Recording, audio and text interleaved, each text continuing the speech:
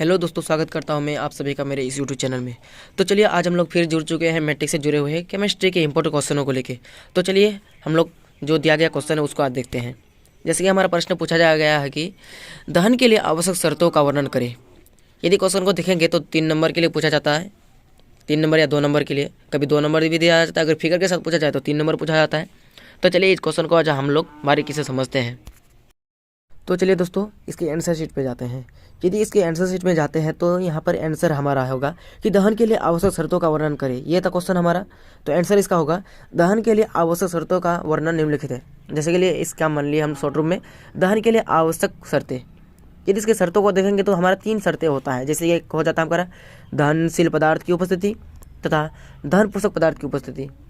अगर तीसरा देखेंगे तो होता है हमारा ज्वलन ताप की प्राप्ति। तो हमारा 3 पॉइंट हो जाता है। तो चलिए तीनों पॉइंटों को आज हम लोग बारीकी से समझते हैं। यदि नंबर 1 पॉइंट पे जाते हैं हम लोग, नंबर 1 पॉइंट में तो वहाँ क्या क्या है, दहनशील पदार्थ की उपस्थिति। इसका अगर डिफिनेशन में जाएंगे लिखेंगे अगर तो होगा दहन की क्रिया के लिए दहनशील पदार्थ का होना बहुत ही आवश्यक है। कौन सा पदार्थ? दहन पोषक पदार्थ का होना बहुत ही आवश्यक है दहन की क्रिया के लिए। तो ये दहन की क्रिया के लिए कौन सा पदार्थ होना आवश्यक है? दहनशील पदार्थ का होना। जैसे कि दहनशील पदार्थ हमारा क्या होगा, जैसे हो गया लकड़ी, जैसे कि यहाँ पर लकड़ी जलाया गया, लकड़ी हो गया, या फिर पेट्रोल ले लिए, और या फिर आप कागज़ ले लिए, कोई भी सामान ले लिए। वह वस्तु होना चाहिए जिसे आप छूकर स्पर्श करके उसको जलाने की क्षमता, मतलब जला सकते हैं आसानी से। वह हो गया हमारा दहनशील पदार्थ। उसके बाद दूसरा पॉइंट में आता है दहन पोषक पदार्थ।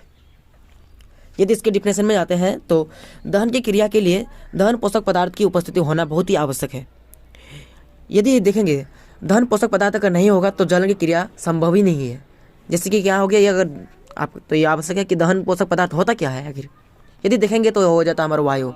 आप कहेंगे वायु जहाँ रहता है वहीं पर जलन की क्रिया होती है, ये ऐसा नहीं है। जैसे कि वायु हो गया, या फिर नाइट्रोजन ले लिए, या क्लोरीन, ये तीनों गैसों में कोई भी गैस उपस्थित रहेगा तो जलन की क्रिया संभव हो सकती है। उसके बाद तीसरा पॉइंट में आता है हमारा, वो हो गया ज्वलन ताप। ये ज्वलन ताप हो गया। तो ज्वलन ताप, सभी पदार्थ का ज्वलन ताप अलग अलग होता है। जैसे कि आप जल का हो गया, जल को आप 100 डिग्री सेल्सियस तापमान पर गर्म करेंगे तभी वो भाप में परिवर्तित होगा। उसके बाद आप मान लें कि कोई वस्तु 80 डिग्री सेल्सियस तापमान पर जलता है, आप उसको 70 डिग्री में जलाते हैं तो वो नहीं होगा। इसीलिए हर पदार्थ का अलग अलग तापमान होता है, और उसके कोई वस्तु तभी जल सकता है जब उसका ताप उसको मिलता है। तो ये आवश्यक है कि कोई भी वस्तु को जलाते हैं तो उसके लिए आवश्यक पदार्थ होना आवश्यक है, और उसका आवश्यक पोषक पदार्थ तथा आवश्यक ज्वलन ताप की प्राप्ति होना आवश्यक है। यदि आप तीनों को आप ले लेते हैं, जैसे कि आप तीनों को पॉइंट का लगा के एक हम एग्जाम्पल लेते हैं। जैसे कि हम यहाँ पर पहला पॉइंट में था दहनशील पदार्थ की उपस्थिति, तो उसमें से हम लकड़ी, पेट्रोल या कागज़ में से लकड़ी ले लिए। जैसे कि यहाँ पर हम लकड़ी ले लिए। उसके बाद क्या कि दहन पोषक पदार्थ हम ले लिए वायु। उसके बाद दहन ज्वलन ताप की प्राप्ति करने के लिए हम लोग माचिस से आग लगा दिए। उसके फलस्वरूप अगर देखेंगे तीनों को मिला के तो हमारा ज्वलन की क्रिया संभव हो जाती है, और हमारा आग उत्पन्न होने लगता है। तो इसी प्रकार होता है कि दोस्तों की दहन की क्रिया के लिए आवश्यक शर्तें इस प्रकार होते हैं। 3 शर्तें होते हैं। तीनों शर्तों को लिखेंगे तो आपका फुल मार्क्स आना बहुत ही आवश्यक है, और आ ही जाएगा, और दे ही देगा आपका 3 नंबर। 3 नंबर 2 नंबर जो भी पूछा जाता है वो आपका कंप्लीट रूप से देगा ही।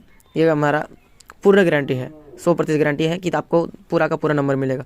तो आशा करता हूँ दोस्तों आसानी से समझ में आया होगा। तो चलिए मिलते हैं अगले वीडियो में, तब तक के लिए दीजिए इजाज़त। खुश रहे आप, आपका परिवार दुआ में याद रखे। जय हिंद, जय भारत। वीडियो पसंद आने पर like, share, comment and subscribe करना ना भूलें। Thanks for watching my video.